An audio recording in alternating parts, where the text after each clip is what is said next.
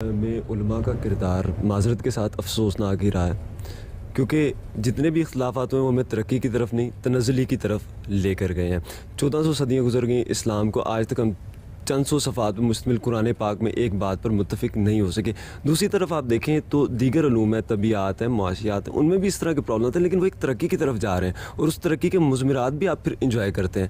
لیکن لاکھوں علماء نہ صرف اسلام کے دیگر مذاہب کے بھی ایک چیز پہ متفق نہیں ہو رہے۔ غامدی صاحب، لاکھوں علماء بیوقوف نہیں ہو سکتے، کیا دین کی بنیاد میں کوئی کجی ہے؟ بات یہ ہے کیا امت کا ایک قرآن مجید کے ترجمے پر کنسنسس پریکٹیکلی پاسبل نہیں ہے؟ طرف آپ دیکھتے ہیں رؤیت ہلال کمیٹی کے اندر تمام مسالک کے علماء موجود ہیں اور وہ ایک امام کے پیچھے نماز پڑھنے پر متفق نہیں ہوتے، تو ہم کیسے یہ مان لیں کہ ایک عالم دین جو اپنے آپ کو ڈیفائن نہیں کر سکتا وہ ساری دنیا کو لیڈ کرے اور وہ ہمارا غامدی صاحب، اصل کہانی انہی جلیل القدر علماء سے شروع ہوتی ہے۔ ایک آیت ہے انما بشرم مثلکم، میں تمہارے جیسا ہی ایک بشر ہوں لیکن مجھ پر وحی آتی ہے، یہ مودودی صاحب نے لکھا ہے۔ طاہر القادری صاحب لکھتے ہیں کہ میں تمہارے جیسا ہی ایک بشر بریکٹ میں لگتا ہوں لیکن پھر بریکٹ میں یاد رکھو کہ مجھ پر وحی آتی ہے۔ دونوں آیتوں کا ترجمہ بالکل اپوزٹ ہے، دو فرقے اس بنیاد پہ کریٹ ہوئے ہیں۔ میں ہی کبھی ایک دفعہ وہ کچھ کہہ رہے ہوتے ہیں، کچھ دن بعد اسی مسئلے کے بارے میں ان سے ڈسکشن کی جائے تو وہ اپنی ہی بات کو رد کرتے ہوئے، اس کی تردید کرتے ہوئے کچھ اور فیصلہ دے دیتے ہیں۔ خدا کرے کہ ایسا ہوتا کہ وہ ایک دن کچھ کہتے اور تحقیق کر کے اگلے دن کچھ اور کہتے، وہ تو نئی بات کو سننے کے لیے بھی تیار نہیں ہے۔ سلامتی ہے ان آنکھوں پہ جو ہدایت پہ نظریں جمائے بیٹھی ہیں، ان کانوں پہ جو ذکر خیر کے منتظر رہتے ہیں، اور ان قدموں پہ جو ہدایت کی راہ پہ گامزن ہیں۔ ناظرین، قرآن مجید میں ارشاد باری تعالیٰ ہے کہ ہم نے اس کتاب کو سمجھنے کے لیے آسان کر دیا ہے۔ اب اگر ہم اس ارشاد کے مفہوم کو لفظی معنوں میں لیں تو سوال یہ پیدا ہوتا ہے کہ اگر دین کا بنیادی ماخذ ہی سمجھنے والوں کے لیے دشوار نہیں تو پھر تفہیم دین میں علماء کا کیا کردار ہے؟ 1429 برسوں سے علماء کرام نے اپنی بے شمار تفسیروں، تاویلوں، اجتہادی فتووں اور تعبیروں کے ذریعے تفہیم دین میں کس حد تک اضافہ کیا ہے۔ صرف، نحو، منطق اور اس جیسے دیگر کئی علوم جن کا عہد نبوی میں نشان تک نہ تھا، دین کو سمجھنے کے لیے ان علوم پہ عبور کا اصرار کیا دین کو عام آدمی کی پہنچ سے نکال کر فقط علماء کی ڈومین بناتا ہے؟ یہی بحث ہمارے آج کے اس پروگرام کا موضوع گفتگو ہے۔ ہم سب 1815 عیسوی تک جو مسلمان علماء کرام کی اکثریت تھی وہ متفقہ طور پر قرآن مجید کی طباعت و اشاعت کو حرام قرار دیتی تھی، تو ہم سب آپ کو نہیں لگتا ان کا یہ رویہ امت میں تقلیدی رجحان کے اضافے اور دینی تفہیم کو چند ہاتھوں میں مرتکز رکھنے کا باعث بنا؟ بہت سے ایسے رویے رہے ہیں جن پر ہم آج تنقید کرتے ہیں، ان کو ان کے پس منظر میں رکھ کے دیکھنا چاہیے۔ نئی چیزوں کے ساتھ انسان آسانی سے مانوس نہیں ہوتا، وہ بعض اوقات یہ محسوس کرتا ہے کہ اس سے اس کے دین کو خطرہ لاحق ہو جائے گا، جو کتاب اس کے پاس ہے اس کو خطرہ لاحق ہو جائے گا، اس کی اپنی جمعیت کو خطرات لاحق ہو جائیں گے۔ یہ انسانی رویے ہیں، لیکن ایسا نہیں ہے کہ متفقہ طور پر اہل علم کی یہ رائے تھی۔ اس زمانے میں بھی ایسے اہل علم تھے جو لوگوں کو بتاتے تھے کہ یہ رویہ ٹھیک نہیں ہے، اور انہوں نے بعض موقعوں کے اوپر تنبیہ بھی کی لوگوں کو۔ یہ درست ہے کہ عمومی رویے بعض اوقات بہت غلطی پر مبنی ہوتے ہیں، لیکن اللہ تعالیٰ نے یہ اہتمام کر رکھا ہے کہ سب کے سب لوگ ایک رائے پر نہیں آ جاتے۔ یہی بات ہے جس کو ایک حدیث میں رسالت میں آپ صلی اللہ علیہ وسلم نے بیان کیا ہے کہ لا تجتمع امتی علی الضلالہ، ایسا نہیں ہو سکتا کہ سارے کے سارے لوگ مل کر ایک غلط رائے قائم کر لیں۔ ہر دور میں 2-4 لوگ ایسے ضرور موجود رہتے ہیں جو آپ کو بتاتے ہیں کہ یہ آپ کی روش ٹھیک نہیں ہے۔ ٹھیک ہے کہ بہت سے ایسے لوگ تھے جنہوں نے یہ معاملہ کیا، لیکن کیا یہ فتویٰ شاہ ولی اللہ نے دیا تھا؟ کیا یہ فتویٰ امام غزالی نے دیا تھا؟ کیا یہ فتویٰ ابن تیمیہ نے دیا تھا؟ بڑے جلیل القدر اہل علم رہے ہیں جنہوں نے اپنے زمانے میں جو نئی چیزیں پیدا ہوئیں، نہ صرف یہ کہ ان کی حوصلہ افزائی کی بلکہ لوگوں کو توجہ دلائی کہ ان کو اختیار کریں۔ جس زمانے کی آپ بات کریں، یہ انحطاط کا زمانہ تھا، اس میں علم بھی انحطاط پذیر ہو چکا ہوا تھا، اس میں کچھ مدرسے وجود میں آ گئے تھے، اور ایسے لوگ تھے کہ جو نہ جدید سے واقف تھے نہ قدیم سے واقف تھے، ان لوگوں نے اس طرح کے فتوے دیے۔ آپ کسی جلیل القدر آدمی کا نام لیں جس نے اس طرح کا فتویٰ دیا ہو، میرے علم کی حد تک کبھی ایسا نہیں ہوا۔ ایسا کیا ایک دوسری بات یہ پیدا ہوتی ہے، جو قرآن مجید کے تراجم اور تفاسیر ہیں ہر دور میں لکھے جاتے رہے ہیں، تو ہم سب جو عالم قرآن مجید کا نیا ترجمہ اور تفسیر لکھتا ہے تو ہم سب وہ اپنے سے پہلے علماء کے تراجم اور تفاسیر سے متفق نہیں ہوتا؟ یہ ترجمے اور تفسیر کا کام فہم ہے، فہم میں اختلاف ہو سکتا ہے، آپ نئے نئے زاویوں سے ایک بات کو پیش کر سکتے ہیں، دور بدل جاتا ہے، زبان بدل جاتی ہے، اسالیب بیان بدل جاتے ہیں. مثال کے طور پر دیکھیے کہ ہمارے پاس اردو کے ابتدائی تراجم میں اس وقت شاہ عبد القادر کا ترجمہ ہے. میں آپ کو اطمینان کے ساتھ یہ بات کہہ سکتا ہوں اور ایک طالب علم کی حیثیت سے کہہ سکتا ہوں کہ وہ بہترین ترجمہ ہے. یعنی یہ معلوم ہوتا ہے کہ ترجمہ کرنے والے کو عربی زبان پر بھی غیر معمولی عبور ہے اور اردو زبان کی بھی نزاکتوں کو وہ سمجھتا ہے. یہ اپنی جگہ ایک مسلمہ بات ہے، لیکن اردو زبان تبدیل ہو گئی، اردو زبان کا محاورہ تبدیل ہو گیا، اردو زبان کا اسلوب تبدیل ہو گیا. اب ظاہر ہے کہ اس ترجمے کو آج کی زبان میں ڈھالنے کا کام آج کے لوگ کریں گے. اسی طرح کچھ نئے سوالات پیدا ہو جاتے ہیں جو اس وقت کے مترجم کے سامنے، اس وقت کی تفسیر کرنے والے کے سامنے نہیں ہوتے. ان کو پیش نظر رکھ کر ایک آدمی ایک نیا کام کرتا ہے. پھر جس طریقے سے باقی علوم میں تحقیقات ہوتی رہتی ہیں، اسی طرح قرآن مجید میں بھی تحقیقات ہوتی رہتی ہیں. وہ تحقیقات بھی سامنے آنی چاہیے. اس میں آخر ایسی کیا بات ہے؟ دنیا کے تمام علوم میں ایسے ہی ہوتا ہے. ترجمے کی بات کر رہے ہیں، بات یہ ہے کیا امت کا ایک قرآن مجید کے ترجمے پر کنسنسس پریکٹیکلی پاسبل نہیں ہے؟ یہ بات یہ ہے کہ انسانوں کو آپ اس جگہ کیوں رکھتے ہیں کہ وہ لازماً کسی کے ترجمے کو درست مانیں گے؟ ان کا کام یہ ہے ترجمے پہ درست مسلمان متفق نہیں ہوں گے تو پھر وہ ایک دین پر کس طرح متفق ہوں گے؟ بات یہ ہے وہ سب کے تراجم پڑھیں گے، سب کی تفسیریں پڑھیں گے. اس وقت بھی اگر آپ دیکھیں تو کچھ چیزیں ایسی ہیں جن کو محاد کی حیثیت حاصل ہے، یعنی بنیادی تفسیریں ہیں، بنیادی تراجم ہیں. ان کا مطالعہ کر کے آپ تقابلی مطالعے کے ذریعے سے ایک رائے پر پہنچ جاتے ہیں.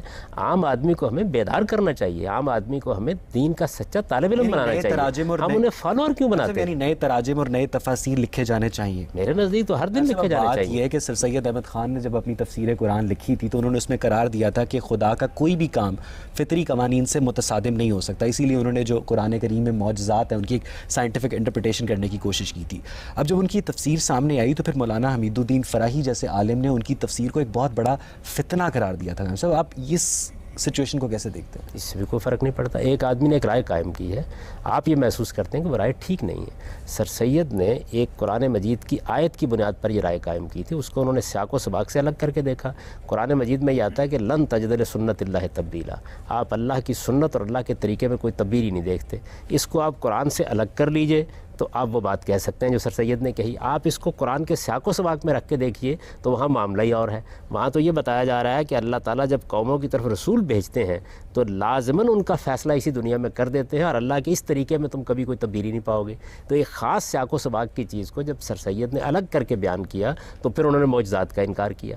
یہ غلطی ہو سکتی ہے، انسانی کام ہے. ہم اصل میں مذہب کے بارے میں یہ کیوں خیال کرتے ہیں کہ وہ علم و عقل کے دروازے بند کر دے. آپ کے ہاں کوئی پوپ ہو وہ مہر لگا کر یہ بتا دے کہ یہ قرآن کا ترجمہ ہے، یہ قرآن کی تفسیر ہے، سب لوگ اس کو مانیں. میں تو اس کو اسلام کی بہت بڑی خدمت سمجھتا ہوں. بات یہ ہے کہ مجھے آپ سے یہ جاننا ہے کہ جو قرآن و سنت کا فہم ہے، قرآن کا علم ہے، کیا وہ صرف علماء کی ڈومین ہے یا ایک عام آدمی قرآن کو پڑھ کر اپنے لیے اس میں سے ہدایت تلاش کر سکتا ہے؟ دیکھیں بات یہ ہے کہ کسی بھی فن اور کسی بھی علم کے جاننے والے پیدا ہوں گے. جس طریقے سے آپ دیکھتے ہیں کہ طب کے علوم کے ماہرین پیدا ہوتے ہیں، انجینئرنگ کے علوم کے ماہرین پیدا ہوتے ہیں، وہ ہوں گے. ان کا کام کیا ہے؟ وہ یہ نہیں ہے کہ یہ چیز ان کی ڈومین ہے. وہ اپنی بات کہیں گے، دلائل کے ساتھ اس کو بیان کریں گے. عام آدمی ان کی رہنمائی میں چیزوں کو سمجھتا ہے. ایک صاحب علم سے مطمئن نہیں ہوتا، دوسرے صاحب علم کی رائے کو اختیار کر لیتا ہے. اصل میں یہ ہم جب پیرو، مرید، بات کے سامنے سر جھکانے والا، ایسے لوگ کیوں پیدا کرنا چاہتے ہیں؟ ہمیں دو طرح کے لوگ پیدا کرنا چاہیے، سچے معلم اور سچے متعلم. سکھانے والے اعلیٰ درجے کے، سیکھنے والے اعلیٰ درجے کے. ایک سچا طالب علم سائنس کا مطالعہ کرتا ہے، پڑھتا ہے. ہر آدمی آئنسٹائن نہیں ہوتا. یعنی آپ یہ چاہتے ہیں کہ سائنس کی دنیا میں کوئی آئنسٹائن نہ پیدا ہو، کوئی نیوٹن نہ پیدا ہو. وہ نئی نئی دنیایں دریافت کریں گے، آپ کے سامنے رکھیں گے. آپ کا کام ہے کہ آپ ان کو سیکھیں، آپ سمجھیں. جس چیز کو آپ علم و عقل کی روشنی میں زیادہ کرینِ ثواب پائیں اس کو آپ قبول کریں. صاحب میرا سوال آپ سے اجتہاد کے حوالے سے ہے. ہم دیکھتے ہیں کہ ہمارے ہاں دین میں اجتہاد کی ایک روایت چل پڑی ہے. لوگ اپنے مطابق جس طرح چاہتے ہیں اجتہاد کر لیتے ہیں. ہم نے علماء میں دیکھا کہ ایک طرف کچھ لوگ 4 ائمہ کے اجتہاد کو مانتے ہیں، فقہ جعفریہ امام جعفر صادق کے اجتہاد کی طرف رجوع کرتی ہے، اور اسی طرح ہمارے علماء بھی اجتہاد کرتے ہیں. ان تمام اجتہادات میں مختلف فرق سامنے آتے ہیں اور ہمیں یہ سمجھ نہیں آتا ایک بحیثیت ایک مسلمان کے کہ ہم کس کو فالو کریں. دوسری طرف اگر ہم اپنے علماء کی مطالعے کی طرف آئیں تو ایک دہشت گرد جو جا کے اپنے آپ کو بم سے اڑا رہا ہے، ایک عالم دین ہی ہے جس نے اس کو تبلیغ کر کے وہاں بھیجا ہے، اور ایک عالم دین ہی ہے جو یہ فتویٰ دے رہا ہے کہ اس کی جو موت ہے وہ مرتد کی موت ہے، وہ کافر کی موت ہے. یہ بات ہے کہ آپ اپنی عقل کو بیدار کیوں نہیں کرتے؟ آپ یہ کیوں بار بار کہتے ہیں کہ ہم کس کو فالو کریں؟ میں یہ کہتا ہوں ہر ایک کی رائے کو دلیل کی روشنی میں پرکھیں. دلیل کی روشنی میں جب آپ پرکھیں گے، آپ اپنے علماء سے یہ تقاضا کریں کہ آپ اگر کوئی بات کہہ رہے ہیں تو بتائیں یہ قرآن میں کہاں کہی گئی ہے، بتائیں یہ حدیث میں کہاں کہی گئی ہے۔ آخر آپ نے اپنے آپ کو مرید کیوں بنا لیا ہے؟ اپنے اندر یہ قوت پیدا کریں کہ آپ چیزوں کا تجزیہ کر سکیں۔ جب ہم سوسائٹی کو دیکھتے ہیں تو ہمارے سامنے مختلف رائے آتی ہیں۔ ایک طرف ہمارے ایسے علماء ہیں کہ جو یہ رائے رکھتے ہیں کہ اپنی رائے کو مسلط کر دینا عوام پر ایک جمہوری عمل ہے، اور وہ یہ چاہتے ہیں کہ اس عمل کے ذریعے سے ہم دنیا پہ حکومت کریں، ہم امت مسلمہ کا وہ امیج پیش کریں لوگوں کے سامنے جو ہم چاہتے ہیں۔ دوسری طرف آپ دیکھتے ہیں رویت ہلال کمیٹی کے اندر تمام مسالک کے علماء موجود ہیں، اور وہ ایک امام کے پیچھے نماز پڑھنے پر متفق نہیں ہوتے۔ تو ہم کیسے یہ مان لیں کہ ایک عالم دین جو اپنے آپ کو ڈیفائن نہیں کر سکتا وہ ساری دنیا کو لیڈ کرے، اور وہ ہمارا جی بات یہ ہے کہ وہ رہنمائی کر رہے ہیں، آپ علم و عقل کی روشنی میں اس کا جائزہ لیں، آپ کو اپیل کرتی ہے بات قبول کریں۔ اسلام میں علماء کا کوئی انسٹیٹیوشن نہیں قائم کیا گیا، یہ کوئی پاپائیت نہیں ہے۔ جس طرح دوسرے علوم فنون کے ماہرین ہیں وہ اپنی رائے دیتے ہیں، دلیل کے ساتھ اپنی بات پیش کرتے ہیں، آپ سچے طالب علم بنیے، ہر ایک کی رائے کا جائزہ لیں۔ آپ یہ کیوں چاہتے ہیں کہ سب کے سب لوگ باٹا کے جوتوں کی طرح پیدا ہونے شروع ہو جائیں؟ ان کو سوچنے دیجئے، ان کو غور کرنے دیجئے، ان کو رائے قائم کرنے دیجئے۔ علماء میں بھی اختلافات ہوں گے، اختلاف سے کوئی قیامت نہیں آتی، اس کو مخالفت اور عناد نہ بنائیں۔ علم کی ترقی کا باعث بنتا ہے اختلاف۔ ایک صاحب علم آپ کو ایک چیز کی طرف توجہ دلاتا ہے، دوسرا دوسری چیز کی طرف توجہ دلاتا ہے، آپ طالب علم بنیے اور اس کے بعد فیصلہ کرنے سیکھیں۔ اصل میں مذہب ہمارے لیے کوئی مسئلہ نہیں ہے، ورنہ آپ مجھے یہ بتائیں ڈاکٹروں میں اختلاف نہیں ہوتا، سیاستدانوں میں اختلاف نہیں ہوتا؟ میرے ساتھ چلیے اور لاہور کے بڑے بڑے جتنے بھی اختصاصی علوم کے ماہرین ہیں طب میں، ان کے پاس جا کے ایک مریض کو دکھا کے دکھائیے مجھے کہ وہ نسخے میں اختلاف نہیں کریں گے۔ اس کے باوجود آپ روز فیصلے کرتے ہیں، روز آپ رائے قائم کرتے ہیں، اس لیے کہ وہ آپ کا کنسرن ہے، وہ آپ کا مسئلہ ہے۔ آپ مذہب کے معاملے میں خیال کرتے ہیں کہ لوگ متفق علیہ کوئی رائے دے دے، اس کے بعد میں مان لوں گا۔ مذہب آپ کو دو امتحانوں میں ڈالتا ہے، ایک آپ کے عمل کا امتحان ہے، ایک آپ کے علم کا امتحان ہے۔ وہ امتحان یہ ہے کہ آپ نے ذہن کو کتنا بیدار رکھا، صحیح بات کی کتنی جستجو کی، جب باتیں آپ کے سامنے آئیں تو آپ نے انتخاب کرنے کے لیے کیا طریقہ اختیار کیا، اس آزمائش سے فرار کیوں حاصل کرتے ہیں؟ اس سٹانس پہ زور دے رہے ہیں کہ ایک عام آدمی کو چاہیے کہ وہ اپنی عقل اور علم کے دروازے کھلے رکھے اور ہر عالم کی بات سن کر خود فیصلہ کرنے کی کوشش کرے۔ ہم صاحب تھیوریٹیکلی تو یہ بات درست ہے، میں آپ سے اتفاق کرتا ہوں، مگر غالب صاحب پریکٹیکلی آج کی جو زندگی ہے بہت فاسٹ ہے، کسی کے پاس غم روزگار سے اتنا وقت ہی نہیں ہے کہ وہ ان مسائل کی طرف توجہ دے، تو وہ پریکٹیکلی یہ ہوتا ہے کہ وہ کسی نہ کسی عالم کو کامل تصور کر لیتے ہیں اور اس کی ہر بات کو من و انت مان لیتے ہیں۔ اسی طرح ایک دوسرا شخص دوسرے عالم کی بات کو من و انت تسلیم کر لیتا ہے کیونکہ اس کے پاس بھی ٹائم نہیں ہے، وہ بھی اس کا فالوور بن جاتا ہے۔ صاحب اب ایک عالم کا فالوور دوسرے عالم کے فالوور سے جب ملتا ہے تو اسے کہتا ہے میرے عالم نے یہ کہا ہے تو مجھ سے پوچھ لو، دوسرا کہتا ہے میرے عالم نے یہ کہا ہے تو مجھ سے پوچھ لو۔ صاحب ایک کانسٹنٹ فرکشن قائم ہے سوسائٹی کے اندر۔ اسی وجہ سے قائم ہے کہ اس کو زندگی کا اہم مسئلہ نہیں مانا گیا۔ غم روزگار کے باوجود اگر آپ دین سیکھنا چاہیں تو یہ تو اصل میں اگر ہفتے میں آپ 2 گھنٹے بھی نکال لیں تو 1 سال کی چیز ہے۔ کتنے مسائل ہیں جن میں اختلاف ہے، عام آدمی کے لحاظ سے دیکھیں، عام آدمی ان مسائل میں نہیں الجھے گا جو اعلیٰ علم کے مسائل ہیں، اس کے مسائل عملی نوعیت کے ہیں، آپ ان کی فہرست بنائیں شاید 15-20 بھی نہیں بنتی۔ ان کے مابین مختلف اہل علم کی آراء کو وہ دیکھے، رائے قائم کرے اور بصیرت کے ساتھ رائے قائم کرے۔ انسان کی حیثیت سے عام آدمی کو اللہ نے بڑی عقل دے رکھی ہوئی ہے، ہم اس کو معطل کر دیتے ہیں اس معاملے میں۔ تو میرے نزدیک تو بیدار لوگوں کو کرنا چاہیے کہ وہ اپنے عقل اور علم کے دروازے کھولیں اور چیزوں کا جائزہ لینے سیکھیں۔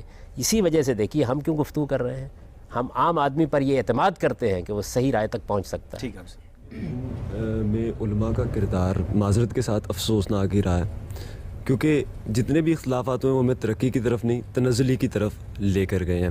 1400 صدیاں گزر گئیں، اسلام کو آج تک ہم چند سو صفحات میں مشتمل قرآن پاک میں ایک بات پر متفق نہیں ہو سکے۔ دوسری طرف آپ دیکھیں تو دیگر علوم ہیں، طبیعات ہیں، معاشیات ہیں، ان میں بھی اس طرح کے پرابلم ہیں، لیکن وہ ایک ترقی کی طرف جا رہے ہیں اور اس ترقی کے مضمرات بھی آپ پھر انجوائے کرتے ہیں۔ لیکن لاکھوں علماء نہ صرف اسلام کے دیگر مذاہب کے بھی ایک چیز پہ متفق نہیں ہو رہے۔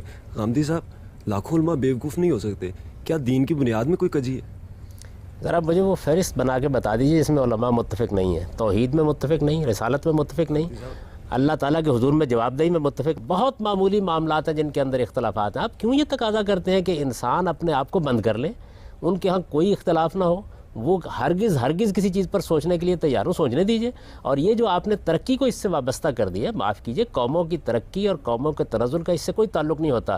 ہمارے جو جلیل القدر علماء ہیں وہ اس زمانے میں ہوئے ہیں جس زمانے میں مسلمان ایک سپر پاور تھے، ان کے علوم کو پڑھیے, ان کے فنون کو پڑھیے. ابو حنیفہ کو دیکھیے, شافعی کو دیکھیے, مالک کو دیکھیے, احمد بن حنبل کو دیکھیے, شاطبی کو دیکھیے, ابن حزم کو دیکھیے, ابن تیمیہ کو دیکھیے.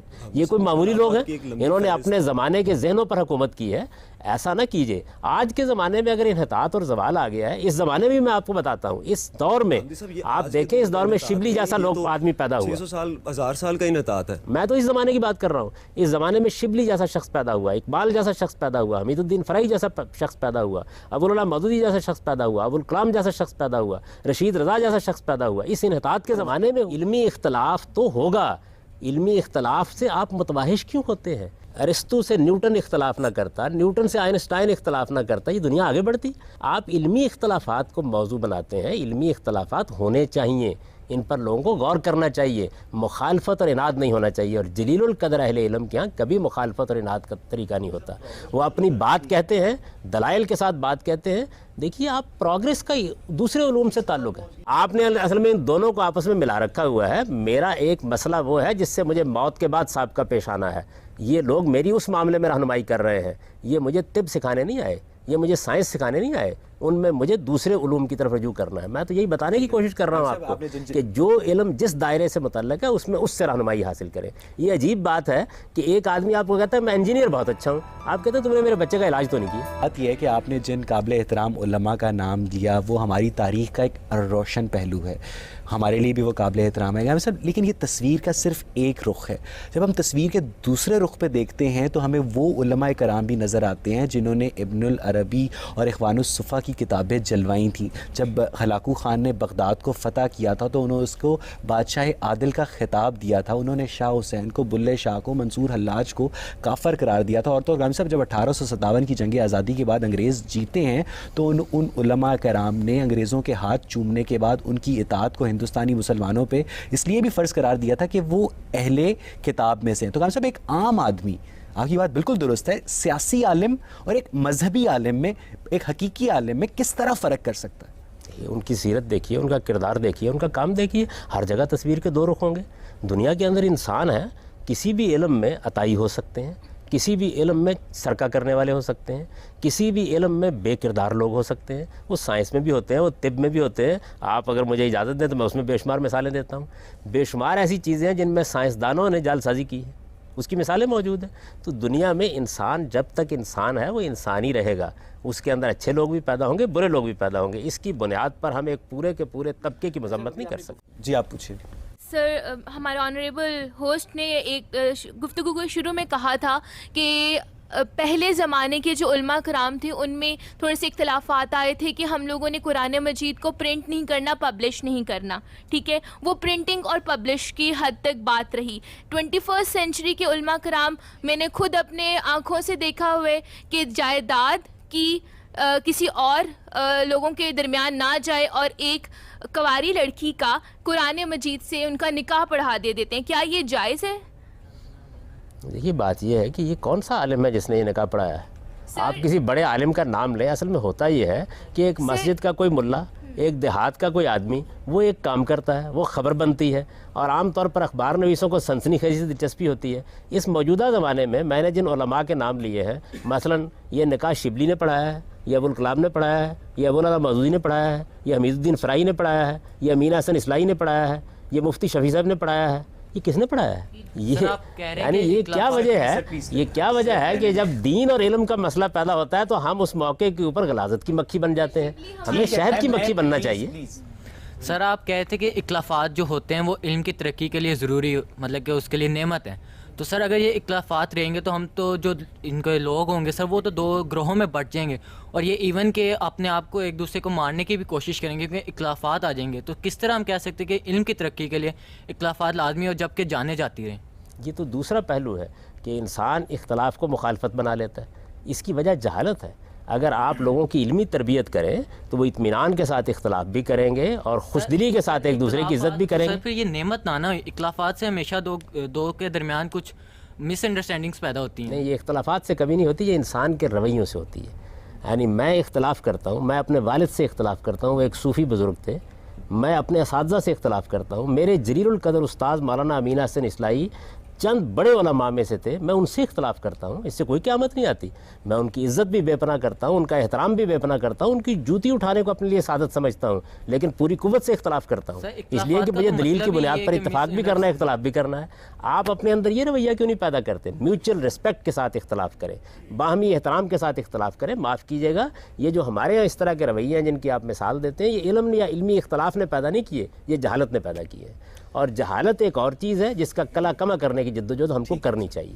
سر علامہ اقبال نے reconstruction of religious thoughts of Islam میں جو اسلام کے حوالے سے ریکنسٹرکشن کے حوالے سے جو باتیں کی ہیں، آج کے تناظر میں آج کے علماء کیا کردار ادا کر رہے ہیں اس حوالے سے؟ دیکھیے، علامہ اقبال نے بہت سے ان مسائل کو موضوع بنایا ہے جو دور جدید میں ہمیں درپیش ہیں۔ انہوں نے یہ چیز اس میں زیر بحث لائے ہیں کہ ہم مذہبی مشاہدات کے لیے کیا معیار قائم کر سکتے ہیں، دعا کی کیا حقیقت ہے، انسانی خودی کی کیا حقیقت ہے، مذہب کا کیا امکان ہے، اجتہاد کے کیا مواقع ہیں۔ وہ بڑی غیر معمولی کتاب ہے، لیکن وہ ایک انسان کا کام ہے، اور اس کو بھی آپ الہامی کتاب نہ بنائیے۔ اس کی بہت سی چیزوں سے میں اختلاف کر سکتا ہوں، کوئی دوسرا شخص اختلاف کر سکتا ہے۔ علامہ اقبال نے تو اس کے مقدمے میں یہ لکھا ہے کہ میں نے ایک ابتدا کی ہے تاکہ لوگ غور و خوض کریں۔ علامہ اقبال جس درجے کے آدمی تھے، وہ کبھی یہ تصور بھی نہیں کر سکتے تھے کہ اپنی بات کو حتمی حجت بنا دیں۔ ان کی کتاب سے اصل میں ابتدا ہوئی اس بات کی کہ دور جدید کے مسائل کو سامنے رکھ کے ہم سوچیں۔ علماء نے کیا کردار ادا کیا؟ میں یہ نہیں کہہ رہا کہ وہ حتمی باتیں ہیں ساری، لیکن بہت سے کردار ادا کیے ہیں۔ اس کتاب کے اوپر تنقیدیں بھی علماء نے کی ہیں، اس کے مختلف مباحث کی تفہیم بھی علماء نے کی ہے، بہت سی اس کی چیزیں ہیں جن کی تشریح و وضاحت بھی کی ہے، اور اگر علامہ اقبال کی کسی رائے کو انہوں نے غلط سمجھا ہے تو اس کو بھی دلائل کے ساتھ بیان کر دیے۔ یہی کام ہمیشہ ہوا کرتا ہے، یہ میں بھی کر رہا ہوں، بہت سے دوسرے لوگ بھی کر رہے ہیں۔ میں آپ کو بتا سکتا ہوں کہ کتنے جلیل القدر علماء نے ان پر تبصرے کیے ہیں۔ ابھی حال میں سید سلیمان ندوی کا ایک تبصرہ ان کے بارے میں چھپا ہے، اپنے زمانے میں بھی انہوں نے کیے ہیں۔ اس تبصرے کے بارے میں اگرچہ یہ بحث جاری ہے کہ وہ ان کی طرف اس کی نسبت درست ہے یا نہیں، لیکن بہرحال یہ سارا کام ہمیشہ ہوتا رہتا ہے۔ تو علم کی دنیا سے واقفیت ہمیں پیدا کرنی چاہیے ہمارے نوجوانوں کو، یہ سب کام اس میں ہو رہے ہوتے ہیں۔ ہم اصل میں علم کے معاملے میں سنی سنائی باتوں پر اعتماد کر کے آراء قائم کرتے ہیں۔ صاحب، پچھلے دنوں اسلامی نظریاتی کونسل نے کچھ سفارشات پیش کی جن کے مطابق عورت محرم کے بغیر سفر حج کر سکتی ہے۔ اگر عورت طلاق کا مطالبہ کرتی ہے اور مرد طلاق نہیں دیتا تو اس مطالبے کے کرنے کے 90 دن کے اندر اندر آپ سے طلاق واقع ہو سکتی ہے، اور یہ مدت بڑھائی بھی جا سکتی ہے، کم بھی کی جا سکتی ہے۔ صاحب، اسلامی نظریاتی کونسل جس کے آپ بھی رکن ہیں ماشاءاللہ، وہ ادارہ ہے جہاں تمام مکاتب فکر کی نمائندگی آئینی طور پر موجود ہے، اور وہ سارے لوگ جب کسی بھی سفارشات پر متفق ہوتے ہیں تو وہ یہ سفارشات پیش کرتے ہیں۔ ہم صاحب، یہ ایک تصویر کا پہلو ہے۔ ہم صاحب، دوسری طرف علماء کرام ہی کی جو اکثریت ہے وہ مفتی منیب الرحمان ہو گئے، مفتی نعیم ہو گئے، مولانا امجد خان ہو گئے، اور ایسے بہت سارے لوگ جو متفق علیہ احادیث کی روشنی میں ان سفارشات کو اسلام کے خلاف سمجھتے ہیں۔ تو ہم صاحب، آج تک ایک عام ویسٹرن آبزرور یہ سوچتا ہے کہ 1400 سالوں سے مسلمان آپس میں نکاح طلاق کے مسائل ہی نہیں سولو کر سکے۔ دیکھیے، بات یہ ہے کہ جو مسئلہ زیر بحث ہے اس کی پہلے نوعیت سمجھ لینی چاہیے۔ یہ مسئلہ شریعت میں ہمارے اجتہاد کے لیے چھوڑ دیا گیا تھا۔ اس سے پہلے بھی جو کچھ آراء اس معاملے میں قائم کی گئی ہیں وہ اجتہادی آراء ہیں۔ ان اجتہادی آراء کا جائزہ آج بھی لیا جائے گا، کل بھی لیا جائے گا۔ یہ جن علماء کی آپ بات کر رہے ہیں ان کا ایک فوری رد عمل آپ کے سامنے آیا۔ جس وقت ان پہ بحث ہوگی، استدلال ہوگا، اس کے مختلف پہلو سامنے آئیں گے، تو آپ یہ دیکھیں گے کہ بہت سے لوگ ایسے نکل آئیں گے جو آپ کو یہ بتائیں گے کہ معاملے کی نوعیت وہ نہیں ہے جو عام طور پر سمجھی جا رہی ہے۔ پہلے ایک ایک مسئلے کو آپ جائزہ لے کے دیکھیں کہ اس کی نوعیت کیا ہے۔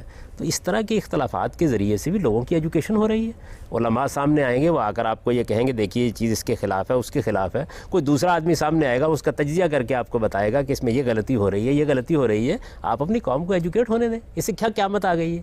ایک رائے ہے، ایک نقطہ نظر ہے، سامنے آیا۔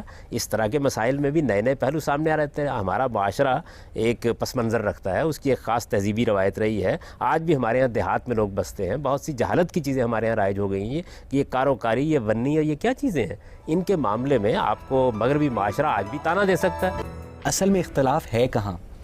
یعنی ان کا کیا موقف ہے، جو بون آف کنٹینشن ہے وہ کیا ہے؟ اور آپ کی بات یہ ہے، جو چیز نظریاتی کونسل میں زیر بحث ہے وہ صرف یہ ہے کہ اگر کسی موقع کے اوپر شوہر طلاق دینے کے لیے آمادہ ہی نہیں ہوتا، یعنی وہ کسی صورت میں بھی اس کے لیے تیار نہیں ہے، تو عورت کو کتنی دیر تک معلق رکھا جا سکتا ہے؟ تجویز یہ پیش کی گئی ہے کہ 90 دن تک معلق رکھیں۔ اس کے برعکس جو آپ علماء، آپ لوگوں کی اسلامی نظریاتی کونسل کی سفارشات کی مخالفت کا ان کا کیا کہنا ہے؟ نہیں، وہ یہ کہتے ہیں کہ جو پہلے طریقہ رائج ہے، یعنی عورت عدالت میں جائے، عدالت میں جا کے اپنا مقدمہ پیش کرے, اس کے بعد عدالت فیصلہ سنائے, اسی طریقے کو جاری رہنے دیا. وہ جو طریقہ ہے وہ بھی تو مسلمان ائمہ کرام نے اجتہاد کے ذریعے وضع کیا, آپ لوگ بھی اجتہاد کے ذریعے وضع کریں. میں یہی سمجھانے کی کوشش کر رہا ہوں کہ یہ خالصتاً اجتہادی معاملہ ہے.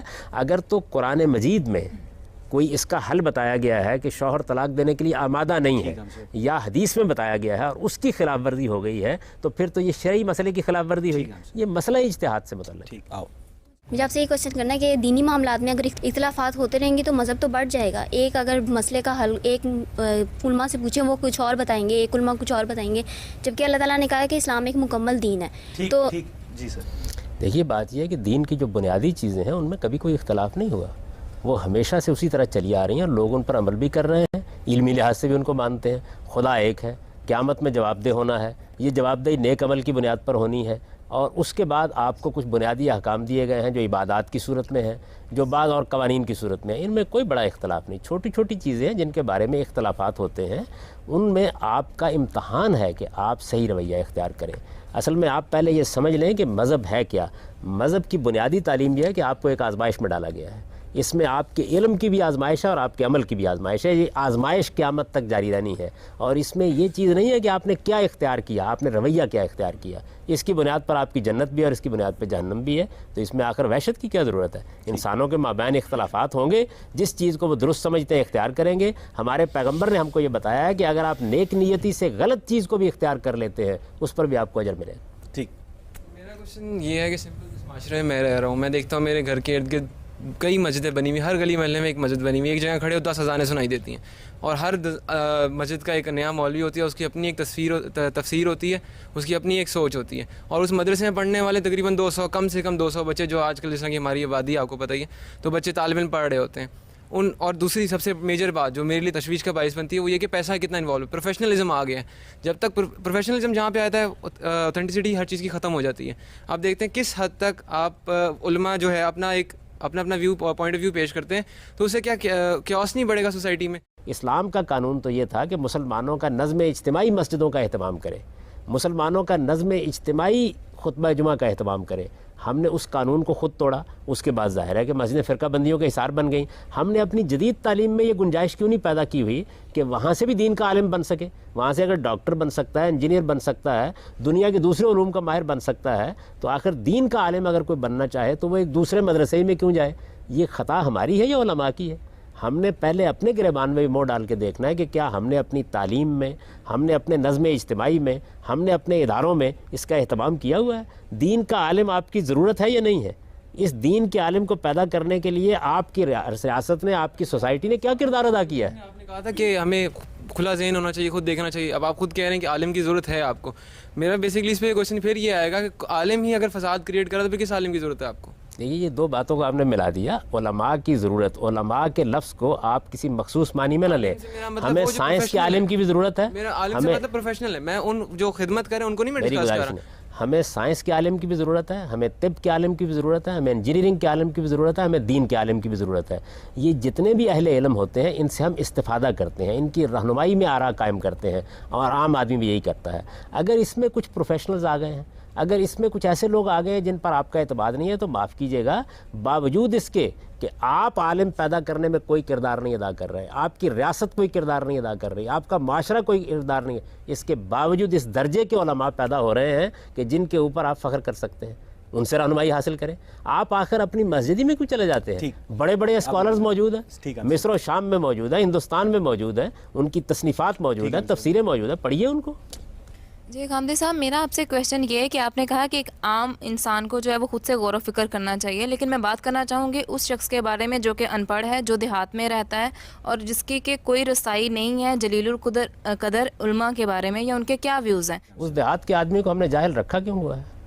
وہ کسی ڈاکٹر کے معاملے میں بھی عطائی کا انتخاب کر لیتا ہے, اس وقت ہمیں وحشت کیوں نہیں ہوتی؟ اس کو ہمیں اوپر اٹھانا چاہیے. یہ ہمارا قصور ہے اور اس سوسائٹی کا قصور ہے. آپ یہ چاہتی ہیں کہ وہ جاہل بھی رہے اور اس کے بعد ایک اعلیٰ ڈاکٹر میں اور ایک عطائی میں اور کویک میں فرق بھی کر لے, تو اس کو اس فرق کرنے کے قابل بنانا بھی ہماری ذمہ داری ہے. ہم نے ایجوکیشن پر خرچ کتنا کیا ہے؟ ہمارے بجٹ میں ایجوکیشن کا حصہ کتنا ہوتا ہے؟ ہم نے اس آدمی تک دین پہنچانے اور اخلاق کردار کی دعوت پہنچانے کے لیے کام کتنا کیا ہے؟ یہ ہم اپنی ذمہ داریاں ادا نہیں کرتے اور اس کے بعد یہ کہتے ہیں کہ ایک دیہاتی آدمی بیچارہ وہ کسی سے گمراہ ہو جائے گا. تو آپ پہنچائیے. اب تو اللہ تعالیٰ نے ایسے اسباب پیدا کر دیے کہ پڑھنے کی ضرورت بھی نہیں رہ گئی. جلیل القدر سے جلیل القدر عالم کی بات آپ کے ٹیلی ویژن سے پہنچ رہی ہے, آپ کے ریڈیو سے پہنچ رہی ہے, بے شمار اور ذرائع وجود میں آ گئے ہیں, انٹرنیٹ آپ گھر تک پہنچ رہا ہے. کہ علماء کو اپنی تھاٹس میں, اپنی opinions میں کوئی کلیئر نہیں ہونا چاہیے تاکہ وہ کسی کو گائیڈ کر سکیں. اگر کوئی ان سے گائیڈنس لینا چاہے گا تو وہ کس طرح سے اس کی رہنمائی کر سکتے ہیں؟ اگر وہ خود اپنی رائے میں ہی کبھی ایک دفعہ وہ کچھ کہہ رہے ہوتے ہیں, کچھ دن بعد اسی مسئلے کے بارے میں ان سے ڈسکشن کی جائے تو وہ اپنی ہی بات کو رد کرتے ہوئے, اس کی تردید کرتے ہوئے کچھ اور فیصلہ دے دیتے ہیں. خدا کرے کہ ایسا ہوتا کہ وہ ایک دن کچھ کہتے اور تحقیق کر کے اگلے دن کچھ اور کہتے. وہ تو نئی بات کو سننے کے لیے بھی تیار نہیں ہے. جو وہ 24 سال کی عمر میں کہہ رہے تھے آج بھی وہی کہہ رہے ہیں. اگر کبھی یہ ہو جائے تو میرے نزدیک تو راستہ کھل جائے گا. یعنی ہمارے علماء بھی اپنی آراء پر توجہ دیں, ان کا جائزہ لیں, ان کا تنقیدی تجزیہ کریں, اور اس کے بعد آپ کے اندر یہ جذبہ ہونا چاہیے کہ ہم نئی بات کو سنیں گے. آپ یہ دیکھیے کہ اگر کوئی آدمی تحقیق کر کے آپ کو بتاتا ہے کہ یہ جو دوا آپ پہلے کھا رہے تھے اس کے کچھ ایسے سائیڈ ایفیکٹس معلوم ہو گئے ہیں جو بڑے خطرناک ہیں, آپ اس کے شکر گزار ہوتے ہیں یا اس کو یہ کہتے ہیں کہ تم نے اختلاف کیوں کر ڈالا ہے, ہم تو دوا کھا رہے تھے. ٹھیک. تو جب کوئی نیا عالم یا کوئی نئی رائے یا کوئی نیا نقطہ نظر آپ کے سامنے آتا ہے تو آپ اگر واقعتاً دین سے دلچسپی رکھتے ہیں تو آپ کے اندر یہ خواہش پیدا ہوگی کہ میں اس کو سمجھوں, میں اس کو جانوں. اصل میں دین ہمارا مسئلہ نہیں ہے میری بہن. اس وجہ سے ہم یہ کہتے ہیں کہ یہاں کوئی پکی پکائی کھیر ہونی چاہیے جس کو کھا کے ہم فارغ ہو جائیں. غامدی صاحب, اصل کہانی انہی جلیل القدر علماء سے شروع ہوتی ہے. ایک آیت ہے انا ما بشرم مثلکم, میں تمہارے جیسا ہی ایک بشر ہوں لیکن مجھ پر وہی آتی ہے. یہ مودودی صاحب نے لکھا ہے. طاہر القادری صاحب لکھتے ہیں کہ میں تمہارے جیسا ہی ایک بشر بریکٹ میں لگتا ہوں لیکن پھر بریکٹ میں یاد رکھو کہ مجھ پر وہی آتی ہے. دونوں آیتوں کا ترجمہ بالکل اپوزٹ ہے. دو فرقے اس بنیاد پہ کریٹ ہوئے ہیں. جی کیا قیامت آ گئی. اگر فرض کر لیجئے کہ ایک صاحب علم نے ایک ترجمہ کیا ہے, دوسرے نے دوسرا کیا ہے, آپ اس کے دلائل معلوم کر لیجئے. آپ کے اندر یہ تجسس ہونا چاہیے.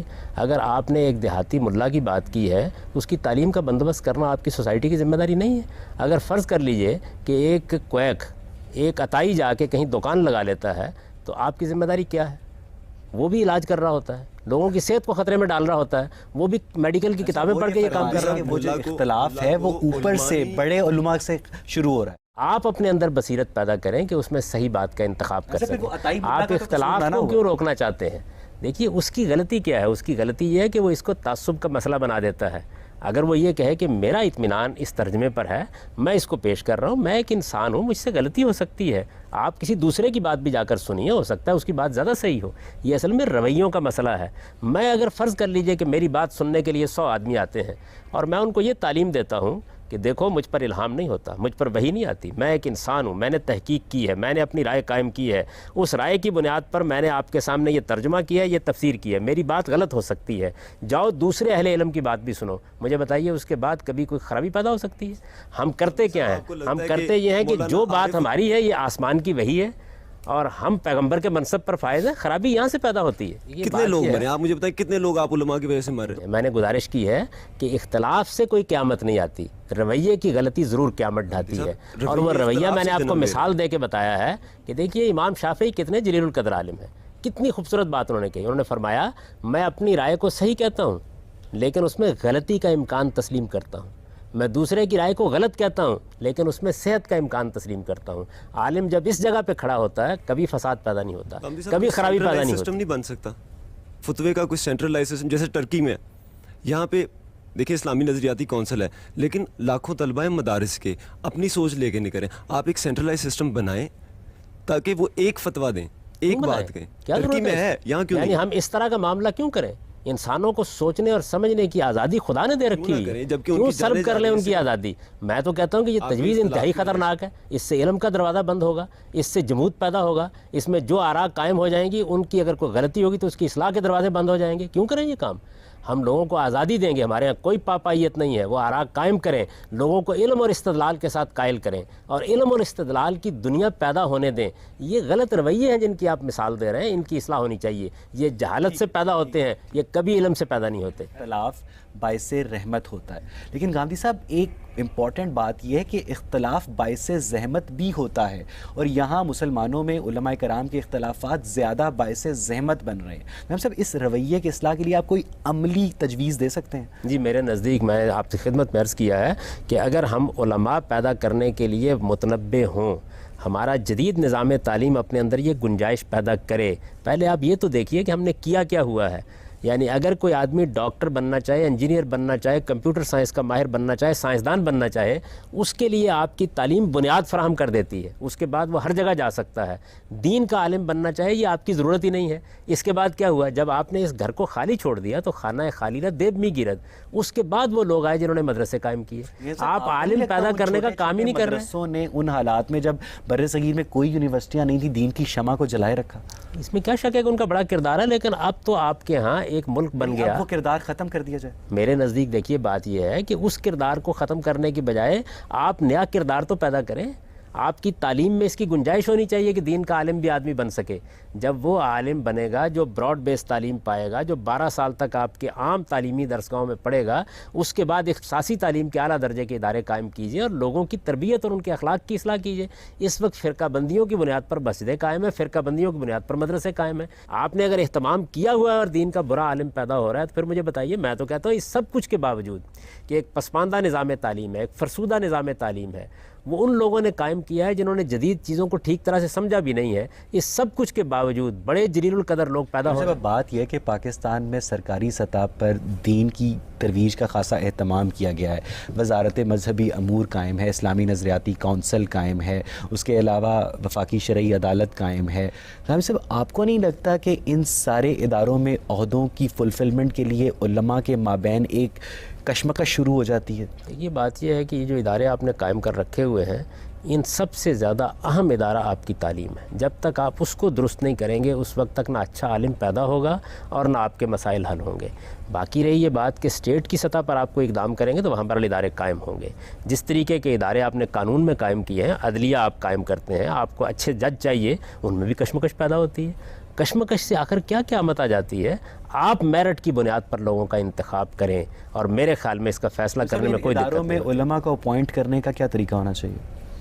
بات یہ کہ ہر ادارے کے اندر آپ پہلے یہ طے کریں کہ اس میں کس اہلیت کے لوگ آئیں گے، اس اہلیت کے لحاظ سے فیصلہ کریں، جس طرح کہ آپ عدلیہ کے معاملے میں فیصلہ کرتے ہیں، اس کے معیارات بنائیں، آپ آگے بڑھیں نا۔ کون بنائے گا ہم سے اہلیت کا معیار؟ پارلیمنٹ۔ یعنی جب آپ نے ایک جمہوری نظام قائم کر رکھا ہوا ہے اور اس میں عوام اپنے نمائندے منتخب کر دیتے ہیں تو وہاں پہ کیجئے۔ یہ جتنے ادارے آپ نے بیان کیے ہیں اس میں سوائے اسلامی نظریاتی کونسل کے تمام ادارے در حقیقت پارلیمنٹ سے گزرے بغیر قائم ہوئے ہیں۔ آپ آج پارلیمنٹ کو کام کرنے دیں اور جمہوری طریقے سے فیصلے ہونے دیں، بڑے بہتر فیصلے ہوں گے اور بڑے صحیح حل آپ کے سامنے آئیں گے۔ کیا وجہ ہے آخر کہ آپ پارلیمنٹ کے سامنے معاملات کو نہیں جانے دیں؟ ٹھیک ہے، ہم سے یہاں پہ ہم آج کی گفتگو کا اختتام کریں گے۔